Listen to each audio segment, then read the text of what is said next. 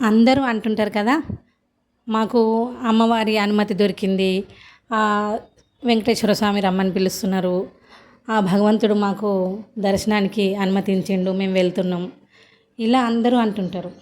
కానీ ఇక్కడ గమనించాల్సింది, భగవంతుడు అనుగ్రహించిన, అనుమతించిన, పిలిచిన కాలం అనుమతించాలి, కాలం అంగీకరించాలి, ఆమోదముద్ర వేయాలి. అప్పుడే మనం వెళ్ళి ఆ దర్శనాన్ని మనం మనస్ఫూర్తిగా ఎలాంటి అడ్డంకులు ఆటంకాలు లేకుండా చేసుకొని తిరిగి రాగలుగుతాం. కాలం ఆమోదించకపోతే, అంగీకరించకపోతే, అనుమతించకపోతే అస్సలు మనం వెళ్ళలేం. ఏదో ఒక అడ్డంకి వస్తుంది. మనం వెళ్ళాలని బుక్ చేసుకున్నా, అన్నీ రెడీ చేసుకున్నా కూడా ఆ తీరా వెళ్ళే టైంకి ఏదో ఒకటి అవుతుంది, లేదా వెళ్ళినాకైనా ఏదో ఒకటి అవుతుంది. మొత్తానికి దర్శనం అనేది మనకు దొరకదు. అది దొరకాలి, కరెక్ట్గా మనం దర్శనం చేసుకోవాలి, మనస్ఫూర్తిగా ఆ స్వామిని కానీ అమ్మవారిని కానీ కళ్ళ నిండుగా చూసుకొని తిరిగి రావాలి అంటే అది మనకు మన ప్రాప్తంలో ఉండాలి.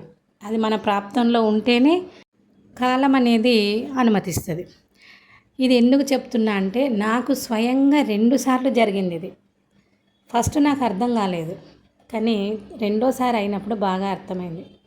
ఫస్ట్ నేను కరోనా కంటే ముందు మా అన్నయ్య వాళ్ళందరూ యాత్రలకు వెళ్తున్నారు, సోమనాథ్, ద్వారకా, జైపూర్. సరే నేను కూడా వెళ్ళే వాళ్ళతో మంచి అవకాశం వచ్చింది అని ఎంతో సంతోషపడ్డా.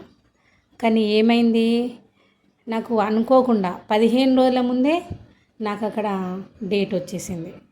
ఆ స్వామి దర్శనం చేసుకోవడానికి వీలే పడలేదు. ఎంత ఏడ్చినా తెలుసా, నేను ఎంత దూరం ఎన్ని వేల కిలోమీటర్లు వచ్చి కూడా ఏం లాభం, అసలు ఆ స్వామి నాకు దర్శనం ఇవ్వలేదు అంటే ఆయనకి ఇష్టం లేదు, ఆయనకి ఇష్టం లేకుండా నేను బలవంతంగా వచ్చిందేమో అని చెప్పేసి బాగా ఏడ్చిన. అప్పుడు ఏమనిపించింది, అసలు ఇంకోసారి ఇట్లా రావద్దు, భగవంతుడు తను అనుమతిస్తేనే రావాలి తప్పితే మనంతలో మనం రావద్దు అని చాలా అనుకున్నాను. తర్వాత ఏమైంది, రెండోసారి మొన్న రీసెంట్గా జరిగింది. ఇష్టకామేశ్వరికి వెళ్దామని మా అక్క ఒక సంవత్సరం నుంచి అడుగుతుంది. సరే లాస్ట్కి మొన్న బుక్ చేసుకుందాం అనుకున్నాం. నెల రోజుల నుంచి ట్రై చేస్తున్నా బుకింగ్ కోసం. ఎందుకంటే ఆన్లైన్లో 16 టికెట్లే ఉంటాయి, మనకు మాన్యువల్గా 104 ఉంటాయి. కానీ అక్కడ మనం మాన్యువల్గా తీసుకోవాలంటే పెద్ద లైన్, 100 మంది ఉంటారు, దొరకడం కష్టం కదా, ఆన్లైన్లోనే బుక్ చేసుకుందామని అనుకొని సరే మార్చిలో వెళ్దాం కదా అని ఫిబ్రవరి నెల నుంచి ట్రై చేస్తున్నా. అస్సలు ఒక నెల అయిపోయింది, మార్చి వచ్చేసింది, అస్సలు బుక్ కావటం కాదు కదా, కూడా కనిపించట్లేదు. పొద్దుకు ఒక 10-15 సార్లు ఓపెన్ చేస్తున్నా, అసలు కనిపించట్లేదు. ఇంకా లాస్ట్కి విసుగు వచ్చేసి నేను అన్న మా అమ్మాయితోటి, అబ్బా ఇవి కనిపించట్లేదు, అమ్మవారికి మేము వెళ్ళటం ఇష్టం లేదేమో, పోనీ ఆమె అనుమతించినప్పుడు ఆమె ఎప్పుడైతే ఇలా ఆన్లైన్లో టికెట్లు బుకింగ్ చూపిస్తుందో అప్పుడే పోతాం తీయ అని చెప్పేసి పొద్దున 9:30 కన్నా అని నేను ఇంట్లో పని చేసుకొని అన్ని రోజుల నుంచి బాగా అలవాటైంది కదా, అంటే ఆ ఇష్టకామేశ్వరి ఓపెన్ చేసి చూడడము టికెట్లు.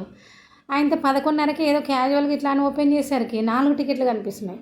వెంటనే నా బిడ్డ దగ్గర కురికినా, అమ్మ ఇట్లా 4 కనిపిస్తున్నాయి అంటే టకటకా అది 2 టికెట్లు బుక్ చేసింది, నాకోటి మా అక్కకోటి. ఎంత సంతోషమైంది తెలుసా, అబ్బా అమ్మవారి అనుమతి లభించింది, నేను ఇట్లా అనగానే అమ్మవారు వెంటనే నన్ను అనుగ్రహించి నువ్వు కోప్పడకమ్మా నేను నీకు పిలిపించుకుంటా అని చెప్పి నాకు చెప్పింది అని చెప్పి సంతోషపడ్డా. మా అక్కకు కూడా ఫోన్ చేసిన, చెప్పిన ఇట్లా అయిందే అక్క అనగానే మా అక్క అన్నది, అంటే ఆమె పిలిచినట్టు అనే ఇంకా అని, అంటే అంతే కదనే మరి అని చెప్పేసి తొందరగా మరి అన్నీ రెడీ చేసుకోవే, ఇట్లా మనం మంగళవారం మనకు దర్శనానికి దొరికింది, మనం ఆదివారమే పోతే సోమవారం అన్నీ చూసుకోవచ్చు, మంగళవారం అమ్మవారి దర్శనం అవన్నీ చూసుకొని బుధవారం వచ్చేయచ్చు అని అనుకొని ఇంకా అన్నీ నేనైతే 3 రోజులకు సరిపోను 3 జతల బట్టలు తీసుకున్నా, బ్యాగ్ ఉతుక్కున్నా, అన్నీ చేసినాక ఏమైంది, మేము ఆదివారం పోదాం అనుకున్నాం కదా, మా అక్కను కూడా రమ్మన్నేడికి. ఇంకా శనివారం రోజు అనుకోకుండా పిల్లలకి బాగాలేదు, చూస్తా ఇండ్లు హాస్పిటల్ తీసుకొచ్చినాం, ఇంకా ఇదే అయింది. అయ్యో ఇట్లా అయిపోయింది ఏంది, తెల్లారితే పోతున్నా పిల్లలు ఇప్పుడు బాగాలేరు, ఏం చేయాలరా దేవుడా అని ఆలోచన చేస్తుంటే మా బిడ్డ ఉండి ఏం కాదులే అమ్మ ఎల్లు మేము ఎట్లా అట్లా ఉంటామంటుంది. కానీ ప్రాణం తొక్కులాడుతుంది, ఇట్లా వదిలేసిపోతే ఎట్లా, ఆయనతో పోయినాక ఏమన్నా అయితే ఇట్లా నేను ఏ నిర్ణయం తీసుకోలేకపోతున్నా. వెనక ముందు అవుతుంటే ఇంకా మా బిడ్డ ఉండి సరే మరి నువ్వు వెళ్ళకపోతే కనీసం పెద్దమ్మ పోతుందేమో అడిగే అన్నది.